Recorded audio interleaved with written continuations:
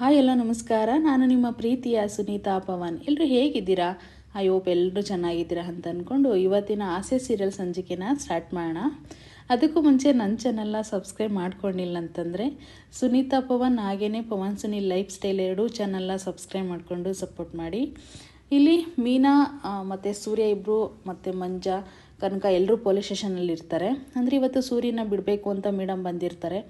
Madam ಹತ್ರ request ಮಾಡಿಬಿಟ್ಟು ಮೀನಾ ಸೂರ್ಯನ ಬಿಡಿಸ್ಕೊಂಡಿರ್ತಾಳೆ. ಅಂದರೆ ಏನು ತಪ್ಪು ಮಾಡಿಲ್ಲ ಮೇಡಮ್, ಇದೆಲ್ಲ ನಾಟಕ ಆಡಿದ್ದು ನನ್ನ ತಮ್ಮನಿಗೋಸ್ಕರ ಅಂತ ಹೇಳ್ಬಿಟ್ಟು ಮೇಡಮ್ ಬೈತಾ ಇರ್ತಾರೆ.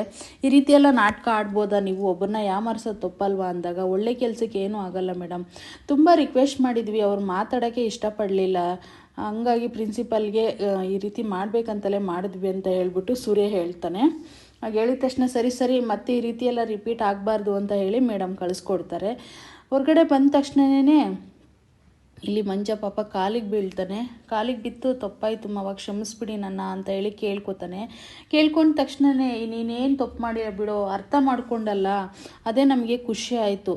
ನಾನು ನಿನ್ನ ಕಾಲೇಜಿಗೆ ಕಳ್ಸೋಕ್ಕೋಸ್ಕರ ಪೊಲೀಸ್ ಸ್ಟೇಷನ್ಗೆ ಬರಬೇಕಾಯಿತು. ನಿಮ್ಮಕ್ಕ ಸುಬ್ಬನ ಹತ್ರ ಹೋಗಿ ರಕ್ತ ಬರೋ ಥರ ಹೇಟ್ ಮಾಡಿಕೊಂಡು ನಿನ್ನ ಚೇಂಜ್ ಮಾಡೋ ಪರಿಸ್ಥಿತಿ ಬಂತು ಅಷ್ಟೇನೇನೆ. ಎರಡೂ ಮಾಡಿರೋದ್ರಿಂದ ನೀನು ಚೇಂಜ್ ಅದಲ್ಲ, ಅದಕ್ಕಿಂತ ಖುಷಿ ಏನು ಬೇರೆ ಇಲ್ಲ ಅಂತ ಹೇಳ್ಬಿಟ್ಟು ಇದು ಮಾಡ್ತಾರೆ. ನೀವು ಮನೆಗೆ ಹೋಗಿ ನಾವು ಕೂಡ ಹೊರಡ್ತೀವಿ, ನಾನಿಲ್ಲ ಅಂತಂದರೆ ಮೀನಾಗೆ ತುಂಬ ಬೇಜಾರಾಗಿರುತ್ತೆ ಅಂಥೇಳಿ ಕಾಮಿಡಿ ಮಾಡ್ತಾ ಇರ್ತಾನೆ. ಕಾಮಿಡಿ ಮಾಡಿದ ತಕ್ಷಣವೇ ಖುಷಿ ಪಡ್ತಾ ಇರ್ತಾರೆ. ಖುಷಿಪಟ್ಟು ಮೀನಾ ಮಾತ್ರ ತುಂಬ ಫೀಲಿಂಗಲ್ಲಿ ಇರ್ತಾಳೆ, ಏನೋ ಒಂಥರ ಬೇಜಾರ್ದಾಗೆ. ಯಾಕಮ್ಮ ಮೀನಾ ಅಂದಾಗ, ಅರಿ ನೀವಿಲ್ಲ ಅಂತ ಎಷ್ಟು ಬೇಜಾರಾಯಿತು ಗೊತ್ತಾ ನನಗೆ ಮನೇಲಿ ರಾತ್ರಿ ಅಂದಾಗ. ಅಪ್ಪ ಬಂದಿದ್ದ ಕಣೆ ಇಲ್ಲಿಗೆ ರಾತ್ರಿ ಅಂತ ಹೇಳಿದಾಗ, ಹೌದಾ ಏನಂದ್ರು ಅಂದಾಗ, ಮನೆಗೆ ಹೋದಾಗ ಎಲ್ಲ ಹೇಳ್ತೀನಿ ಬಾ ಅಂತ ಹೇಳ್ಬಿಟ್ಟು ಕರ್ಕೊಂಡು ಬರ್ತಾನೆ. ಮತ್ತು ಇಲ್ಲಿ ಒಂದು ಕಡೆ ಶಾಂತಿ ಚೆನ್ನಾಗಿ ತಿಂತಾ ಇರ್ತಾಳೆ ಕೂತ್ಕೊಂಡು ಒಂದತ್ರ. ಇವ್ರು ಬಂದ ತಕ್ಷಣವೇ ಆ ತಿಂಡಿನೆಲ್ಲ ಆ ಕಡೆ ಇಟ್ಬಿಟ್ಟು ರಂಗೋಲಿ ಪುಡಿನ ಹೊತ್ಕೊಂಡು ಬಂದು ಬೀದಿಲಿ ರಂಗೋಲಿ ಹಾಕಕ್ಕೆ ನೋಡ್ತಾಳೆ. ಆದರೆ ನಾನೇ ಎಲ್ಲ ಕೆಲಸ ಮಾಡಿದ್ದೀನಿ ಬೆಳಗ್ಗೆಯಿಂದ ಅನ್ನೋ ರೇಂಜ್ಗೆ ಮಗನ ಹತ್ರ ತೋರಿಸ್ಕೋಬೇಕಲ್ವಾ, ಅದಕ್ಕೆ ಈ ರೀತಿ ರಂಗೋಲಿ ಹಾಕೋಣ ಅಂತ ಹೇಳ್ಬಿಟ್ಟು ರಂಗೋಲಿ ಹಾಕಕ್ಕೆ ಬರ್ತಾಳೆ. ಯಾಕತ್ತೆ ಈಗ ರಂಗೋಲಿ ಹಾಕ್ತಾಯಿದ್ರೆ, ಬಿಡಿ ಅತ್ತೆ ನಾನು ಹಾಕ್ತೀನಿ ಅಂತ ಹೇಳ್ಬಿಟ್ಟು ಮೀನಾ ಹೇಳ್ತಾಳೆ. ಏನು ಬೇಡಮ್ಮ, ನೀನೇನು ಹಾಕ್ಬೇಡ, ನಾನೆಲ್ಲ ಬೆಳಗ್ಗೆಯಿಂದ ಕೆಲಸ ಮಾಡಿದ್ದೀನಿ, ನೀವು ಪೊಲೀಸ್ ಸ್ಟೇಷನಿಂದ ಬಂದಿದ್ದೀರಲ್ವ, ಸುಧಾರಿಸ್ಕೊಳ್ಳಿ ಹೋಗಿ ಅಂತ ಹೇಳ್ಬಿಟ್ಟು ಹೇಳ್ತಾಳೆ. ಇಲ್ಲ ಕೊಡಿ ಅತ್ತೆ ನಾನು ಹಾಕ್ತೀನಿ ಅಂದಾಗ, ಇಲ್ಲ ನಾನು ಹಾಕ್ತೀನಿ ಅಂತ ಹೇಳ್ಬಿಟ್ಟು ಅವ್ರಿಗೆ ನೆವದು ಬೈತಲೇ ಇರ್ತಾಳೆ ಬಾಯಿಗೆ ಬಂದಂಗೆಲ್ಲ.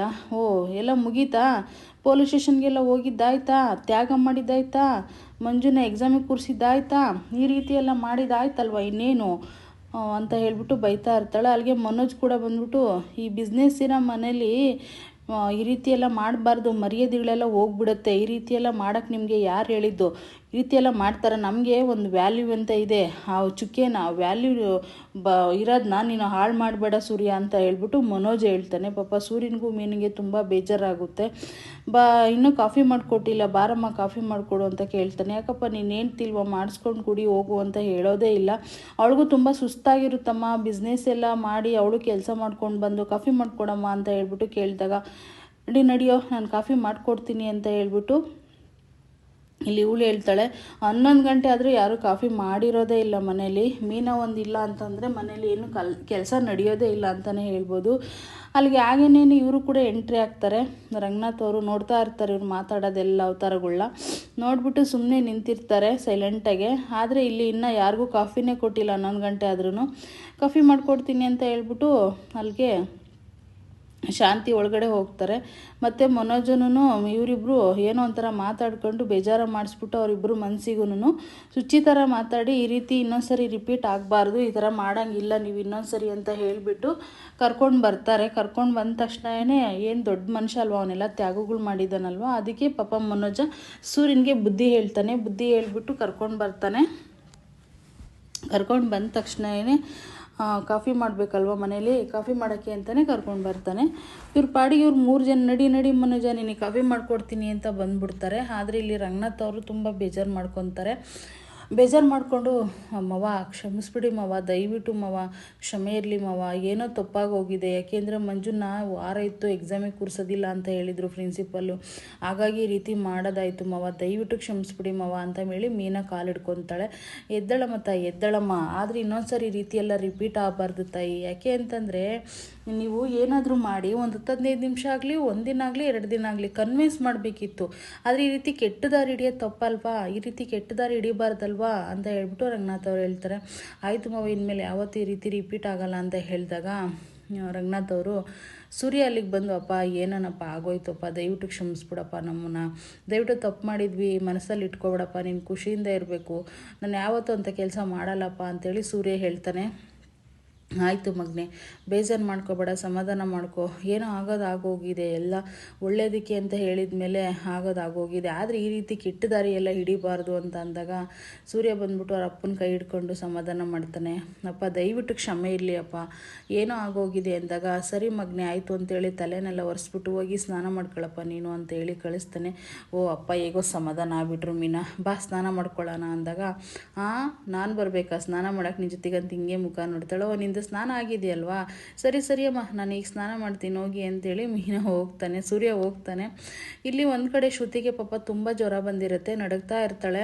ರವಿ ನನಗೆ ತುಂಬ ಸುಸ್ತಾಗಿದೆ, ತಲೆ ನೋಯ್ತಾ ಇದೆ, ಜ್ವರ ಬಂದಿದೆ ಕಣೋ, ನೀನು ಡ್ಯೂಟಿಗೆ ಹೋಗ್ಬೇಡ ಅಂತ ಹೇಳ್ತಾಳೆ ಶ್ರುತಿ. ಆದರೂ ಕೂಡ ಅಲ್ಲಿ ಕೇಳೋದೇ ಇಲ್ಲ ಅವನು. ಇಲ್ಲಮ್ಮ ನಾನು ಹೋಗಲೇಬೇಕು, ಏಕೆಂದರೆ ಡ್ಯೂಟಿಗೆ ಹೋಗಿಲ್ಲ ಅಂತಂದರೆ ಬೈತಾರೆ ಮ್ಯಾನೇಜರು, ಸ್ವಲ್ಪ ಹೊತ್ತು ಮುಗಿಸ್ಕೊಂಡು ಬಂದುಬಿಡ್ತೀನಿ, ನೀನೊಂಚೂರು ಮೀನಾ ಅತ್ತಿಗೆಗೆ ಹೇಳೋಗ್ತೀನಿ ನಾನು, ಒಂದು ಸ್ವಲ್ಪ ಇದು ನೋಡ್ಕೋತಾರೆ ಅವರು ಅಂತ ಹೇಳ್ಬಿಟ್ಟು ಇದು ಮಾಡ್ತಾರೆ. ಆದರೂ ಹೆಂಡ್ತಿಗೆ ಹುಷಾರಿಲ್ಲ ಅಂದರೂ ಕೆಲ್ಸಕ್ಕೆ ಹೋಗಲೇಬೇಕಾ ನೀನು ಅಂದಾಗ, ಹೋಗಲೇಬೇಕು ಕಣೆ, ಯಾಕೆಂದರೆ ಏನಂತಾರೆ ಗೊತ್ತಾ, ನಿಮ್ಮದು ತುಂಬಿದ ಕುಟುಂಬ ಅಲ್ವಾ, ತುಂಬಿದ ಕುಟುಂಬದ ನಡಂತರ ಯಾರೂ ನೋಡ್ಕೊಳ್ಳೋದಿಲ್ವಾ, ನೀನು ಯಾಕೆ ಕೆಲ್ಸಕ್ಕೆ ರಜಾ ಹಾಕಬೇಕು ಅಂತ ಬೈತಾರೆ ಶ್ರುತಿ ಅಂತ ಹೇಳ್ಬಿಟ್ಟು ಹೇಳ್ತಾರೆ. ಆದರೂ ಕೂಡ ಅವ್ನು ನಿಲ್ಲೋದೇ ಇಲ್ಲ, ನಾನು ಹೋಗ್ತೀನಿ ಶ್ರುತಿ, ಮೀನಾ ಅತ್ತಿಗೆಗೆ ಹೇಳ್ಬಿಟ್ಟು ಹೋಗ್ತೀನಿ ಅಂದಾಗ, ಅಲ್ಲೊಂದು ಸ್ವಲ್ಪ ವಿಕ್ಸ್ ಕೊಟ್ಟು ಹೋಗ್ಬಿಡು ರವಿ ಅಂತ ಹೇಳಿ ಕೇಳ್ತಾಳೆ ಶ್ರುತಿ. ಆಯ್ತಮ್ಮ ವಿಕ್ಸ್ ಕೊಟ್ಟು ಹೋಗ್ತೀನಿ, ಹಚ್ಕೊಂಡು ನೀನು ಸ್ವಲ್ಪ ಸುಧಾರಿಸ್ಕೊ, ನಾನು ಬೇಗನೆ ಬರ್ತೀನಿ, ಹಾಸ್ಪಿಟ್ಲಿಗೆ ಹೋಗೋಣ ಅಂತ ಹೇಳ್ಬಿಟ್ಟು ಹೇಳ್ತಾನೆ. ಇಲ್ಲಾಂದರೆ ನೀನೇ ಎದ್ಬಿಟ್ಟು ಮೀನಾ ಅತ್ತಿಗೆನ ಕರ್ಕೊಂಡು ಕೂಡ ಅಲ್ಲಿ ಕೇಳೋದೇ ಇಲ್ಲ ಅವನು. ಇಲ್ಲಮ್ಮ ನಾನು ಹೋಗಲೇಬೇಕು, ಏಕೆಂದರೆ ಡ್ಯೂಟಿಗೆ ಹೋಗಿಲ್ಲ ಅಂತಂದರೆ ಬೈತಾರೆ ಮ್ಯಾನೇಜರು, ಸ್ವಲ್ಪ ಹೊತ್ತು ಮುಗಿಸ್ಕೊಂಡು ಬಂದುಬಿಡ್ತೀನಿ, ನೀನೊಂಚೂರು ಮೀನಾ ಅತ್ತಿಗೆಗೆ ಹೇಳೋಗ್ತೀನಿ ನಾನು, ಒಂದು ಸ್ವಲ್ಪ ಇದು ನೋಡ್ಕೋತಾರೆ ಅವರು ಅಂತ ಹೇಳ್ಬಿಟ್ಟು ಇದು ಮಾಡ್ತಾರೆ. ಆದರೂ ಹೆಂಡ್ತಿಗೆ ಹುಷಾರಿಲ್ಲ ಅಂದರೂ ಕೆಲ್ಸಕ್ಕೆ ಹೋಗಲೇಬೇಕಾ ನೀನು ಅಂದಾಗ, ಹೋಗಲೇಬೇಕು ಕಣೆ, ಯಾಕೆಂದರೆ ಏನಂತಾರೆ ಗೊತ್ತಾ, ನಿಮ್ಮದು ತುಂಬಿದ ಕುಟುಂಬ ಅಲ್ವಾ, ತುಂಬಿದ ಕುಟುಂಬದ ನಡಂತರ ಯಾರೂ ನೋಡ್ಕೊಳ್ಳೋದಿಲ್ವಾ, ನೀನು ಯಾಕೆ ಕೆಲ್ಸಕ್ಕೆ ರಜಾ ಹಾಕಬೇಕು ಅಂತ ಬೈತಾರೆ ಶ್ರುತಿ ಅಂತ ಹೇಳ್ಬಿಟ್ಟು ಹೇಳ್ತಾರೆ. ಆದರೂ ಕೂಡ ಅವ್ನು ನಿಲ್ಲೋದೇ ಇಲ್ಲ, ನಾನು ಹೋಗ್ತೀನಿ ಶ್ರುತಿ, ಮೀನಾ ಅತ್ತಿಗೆಗೆ ಹೇಳ್ಬಿಟ್ಟು ಹೋಗ್ತೀನಿ ಅಂದಾಗ, ಅಲ್ಲೊಂದು ಸ್ವಲ್ಪ ವಿಕ್ಸ್ ಕೊಟ್ಟು ಹೋಗ್ಬಿಡು ರವಿ ಅಂತ ಹೇಳಿ ಕೇಳ್ತಾಳೆ ಶ್ರುತಿ. ಆಯ್ತಮ್ಮ ವಿಕ್ಸ್ ಕೊಟ್ಟು ಹೋಗ್ತೀನಿ, ಹಚ್ಕೊಂಡು ನೀನು ಸ್ವಲ್ಪ ಸುಧಾರಿಸ್ಕೊ, ನಾನು ಬೇಗನೆ ಬರ್ತೀನಿ, ಹಾಸ್ಪಿಟ್ಲಿಗೆ ಹೋಗೋಣ ಅಂತ ಹೇಳ್ಬಿಟ್ಟು ಹೇಳ್ತಾನೆ. ಇಲ್ಲಾಂದರೆ ನೀನೇ ಎದ್ಬಿಟ್ಟು ಮೀನಾ ಅತ್ತಿಗೆನ ಕರ್ಕೊಂಡು ಹಾಸ್ಪಿಟ್ಲಿಗೆ ಹೋಗು ಅಂತ ಹೇಳಿದಾಗ, ಇಲ್ಲ ನಾನು ಹೋಗೋದಿಲ್ಲ, ಎಲ್ಲಿಗೂ ಹೋಗೋದಿಲ್ಲ ನಾನು, ನೀನು ಇರು ಅಂದರೂ ಇರ್ತಾ ಇಲ್ಲ ಅಂತೇಳಿ ಪಾಪ ಶ್ರುತಿ ತುಂಬ ಬೇಜಾರಾಗುತ್ತೆ. ಸರಿ ಆಯಿತು ಅಲ್ಲಿ ವಿಕ್ಸ್ ಕೊಟ್ಟು ಹೋಗು ಅಂತ ಹೇಳ್ಬಿಟ್ಟು ವಿಕ್ಸ್ನ ಇಸ್ಕೊಂಡು ತಲೆಗೆ ಹಚ್ಕೋತಾ ಇರ್ತಾಳೆ ಅವಳು ಒಂದು ಕಡೆ. ಪಾಪ ಅವಾಗೇ ಟೈಮ್ಗೆ ಅವ್ರ ಅಮ್ಮ ಫೋನ್ ಮಾಡ್ತಾಳೆ. ಏನು ಮಗಳೇ ಹೇಗಿದೆಯಾ ಅಂದಾಗ, ಅಮ್ಮ ನನಗೆ ಯಾಕೋ ಸ್ವಲ್ಪ ಫೀವರ್ ಆಗಿದೆ ಅಮ್ಮ, ನೆಗಡೆ ತಲೆನೋವು ಜ್ವರ ಬಂದಿದೆ ಅಂದಾಗ, ಯಾಕೆ ನಿನ್ನ ಗಂಡ ಇಲ್ವೇನೆ ಹಾಸ್ಪಿಟ್ಲಿಗೆ ಕರ್ಕೊಂಡು ಹೋಗ್ಲಿಲ್ವಾ ಅಂತೇಳಿ ಕೇಳಿದಾಗ, ಇಲ್ಲಮ್ಮ ಅವನು ಈ ಟೈಮಲ್ಲೂ ರಜಾ ಹಾಕಿಲ್ಲ, ಕೆಲ್ಸಕ್ಕೆ ಹೋಗಲೇಬೇಕು, ಯಾಕೆ ಅಂತಂದರೆ ಕೆಲ್ಸಕ್ಕೆ ಹೋಗಿಲ್ಲ ಅಂದರೆ ನಡೆಯಲ್ಲಮ್ಮ ಇಲ್ಲಿ ಅಂದಾಗ, ಅಲ್ಲ ಕಣೆ ಅವನು ಇನ್ನೆಂತಾನೆ, ಅವನು ಕೆಲ್ಸಕ್ಕೆ ಹೋಗ್ಬಾರ್ದು ತಾನೆ, ರಜಾ ಹಾಕ್ಬೇಕು ತಾನೆ, ಹೇಳ್ತೀನಿ ಹಾಸ್ಪಿಟ್ಲಿಗೆ ಕರ್ಕೊಂಡು ಹೋಗ್ಬೇಕು ತಾನೆ, ಏನಕ್ಕೆ ಅವನು ಕೆಲ್ಸಕ್ಕೆ ಹೋಗಿರೋದು ಅಂತ ಹೇಳ್ಬಿಟ್ಟು ಬೈತಾ ಇರ್ತಾಳೆ ಶ್ರುತಿಯರಮ್ಮ.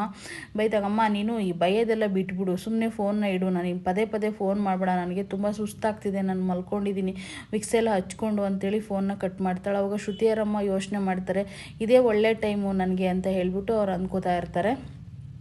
ತಿರುಗಿ ಇಲ್ಲಿ ಒಂದು ಸೈಡು ಮೀನರ್ ಚಿಕ್ಕಪ್ಪ ಇಬ್ಬರು ಬರ್ತಾರೆ ಮನೆಗೆ. ಬಂದ ತಕ್ಷಣವೇ ಮೀನಾ ಅಂತ ಕೇಳಿದಾಗ ಓಡ್ ಬರ್ತಾಳೆ, ಚಿಕ್ಕಮ್ಮ ಹೇಗಿದ್ದೀರ ಬನ್ನಿ ಒಳಗಡೆ ಅಂತೇಳಿ ಖುಷಿಯಿಂದ ಒಳಗಡೆ ಹೋಗಿ ಕೂರಿಸ್ತಾಳೆ ಅವರಿಬ್ಬರನ್ನೂ.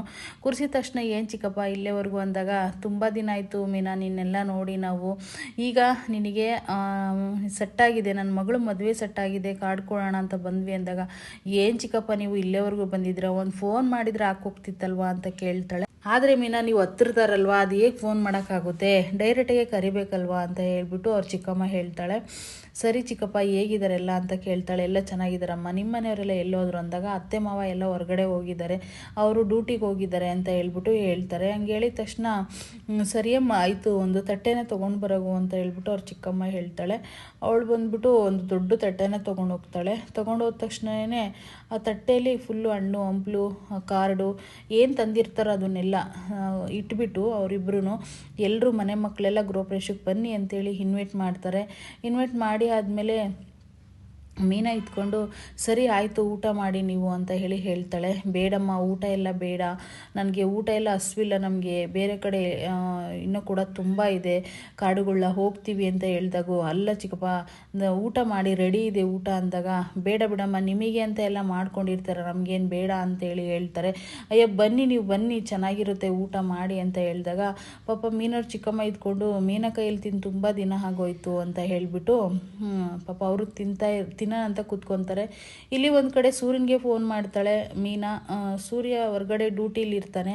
ರೀ ಈ ರೀತಿ ನಮ್ಮ ಚಿಕ್ಕಮ್ಮ ಬಂದಿದ್ದಾರೆ ರೀ, ಮದುವೆ ಕರೆಯಕ್ಕೆ ಬಂದಿದ್ದಾರೆ, ಮದುವೆ ಸೆಟ್ ಆಗಿದೆ ಅಂತ ಹೇಳಿದ್ನಲ್ಲ, ಊಟ ಮಾಡ್ಕೊಂಡು ಹೋಗಿ ಅಂತ ಹೇಳಿದ್ದೀನಿ ರೀ, ಅವ್ರು ಊಟ ಮಾಡ್ಕೊಂಡು ಹೋಗ್ಲಾ ಅಂತೇಳಿ ಕೇಳ್ತಾರೆ. ಆಯ್ತಮ್ಮ ಊಟಕ್ಕೆಲ್ಲ ಯಾಕೆ ಹೇಳ್ತಿದ್ಯಾ, ಇಟ್ಟು ಕಳ್ಸಮ್ಮ, ನಾನು ಬರೋಕ್ಕಾಗಲ್ಲ ಇವಾಗ ಅಂತ ಹೇಳಿಬಿಟ್ಟು ಸೂರ್ಯ ಹೇಳ್ತಾನೆ. ಅಲ್ಲ ರೀ ನೀವು ಇಲ್ಲೆಲ್ಲಾದರೂ ಹತ್ರ ಇದ್ರೆ ಬಂದೋಗಿ ಅಂದಾಗ ಇಲ್ಲ ಕಣಮ್ಮ ನಾನು ಲೇಟ್ ಆಗುತ್ತೆ, ನಾನು ದೂರ ಬಾಡಿಗೆ ಹೋಗ್ತಾ ಇದ್ದೀನಿ ಅಂತ ಸೂರ್ಯ ಹೇಳ್ತಾನೆ.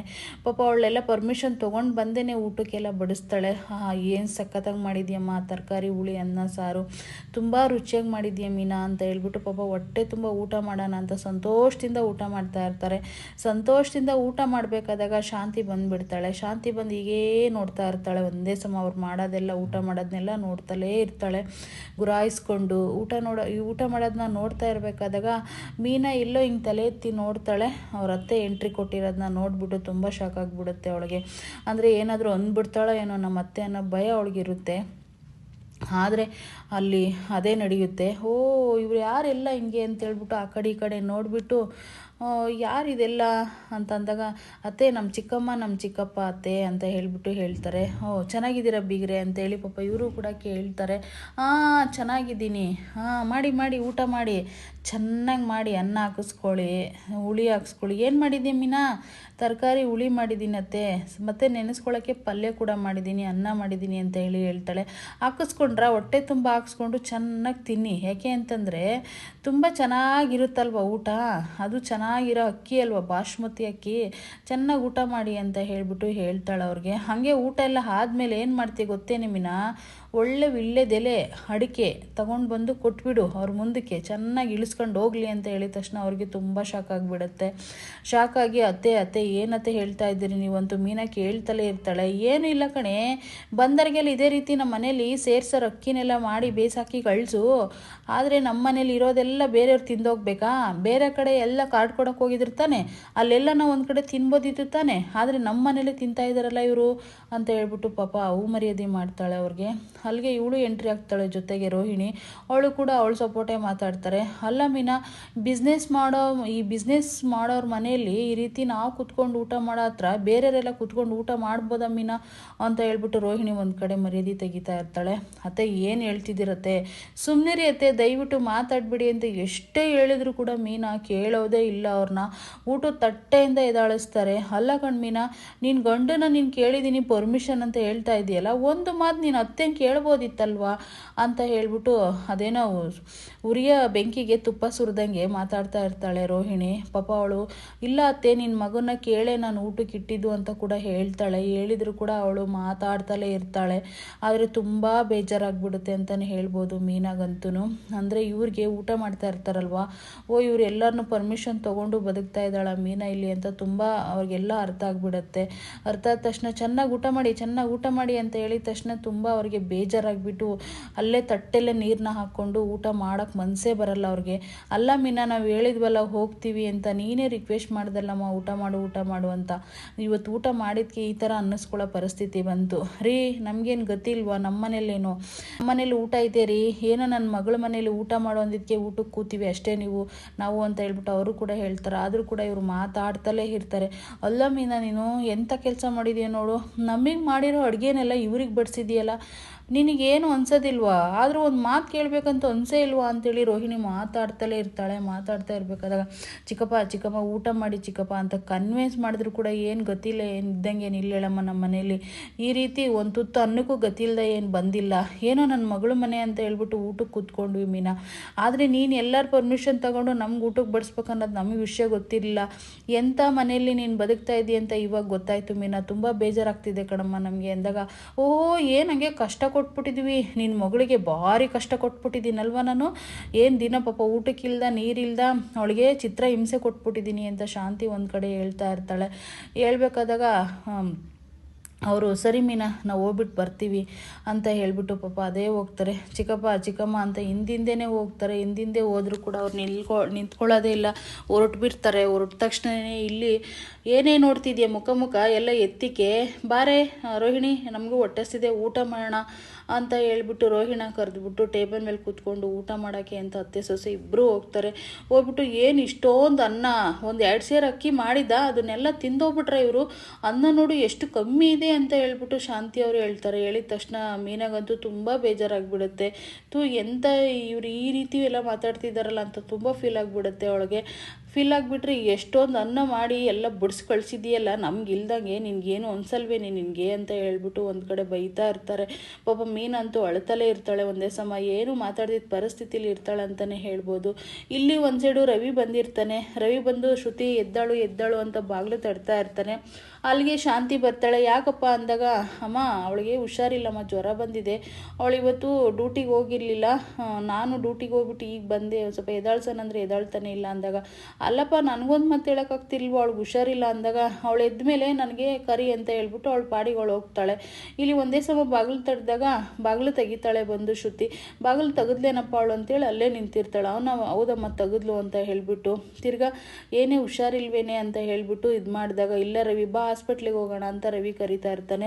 ಇಲ್ಲಿ ಒಂದು ಕಡೆ ಓಮರರ ಹತ್ರ ಬಂದ್ಬಿಟ್ಟು ಮೀನಾ ನೋವು ನಡೆದಿರೋದು ನೋವು ಎಲ್ಲ ಮನೆಯಲ್ಲಿ ಎಲ್ಲ ಹೇಳ್ಕೊತಾಳೆ. ಅವರು ಒಂದು ಸಜೆಷನ್ ಕೊಡ್ತಾರೆ. ನೋಡು ಮೀನಾ, ನೀನು ಇದೇ ರೀತಿ ಇದ್ದೀಯ ಅಂತಂದರೆ ನೀನು ನಿಮ್ಮ ಅತ್ತೆಗೆ ಇನ್ನೂ ಇದಾಗಿ ಹೋಗ್ತೀಯಾ. ನಾನು ನಮ್ಮ ಅತ್ತೆ ಹಿಂಗೆ ಮಾಡ್ತಿದ್ರು, ಏನು ಮಾಡಿದೆ ಗೊತ್ತಾ, ಚೆನ್ನಾಗಿ ಒಂದು ವಾರ ಉಪ್ಪು ಖಾರ ಹಾಕಿ ರುಚಿ ಇಲ್ದಂಗೆ ಅಡುಗೆ ಮಾಡಿಟ್ಟೆ, ಅವರೇ ಕುದುರಿಕೊಂಡ್ರು. ಓ ಇವಳು ನನಗೂ ಹಿಂಗೆ ಮಾಡ್ತಾಳಂತಲೇ ಮಾಡ್ತಾ ಇರೋದು ಅಂತ ಹೇಳ್ಬಿಟ್ಟು ಅಂದಾಗ ಮೀನಾ, ಇಲ್ಲ ಅವರೆಲ್ಲ ದೊಡ್ಡವರಾಗೆಲ್ಲ ಮಾಡಬಾರ್ದು ಅಂತ ಹೇಳ್ತಾಳೆ. ಇದಾಗಿತ್ತು ಇವತ್ತಿನ ಸಂಚಿಕೆ. ಮತ್ತೆ ನಾಳೆ ಸಿಗ್ತೀನಿ.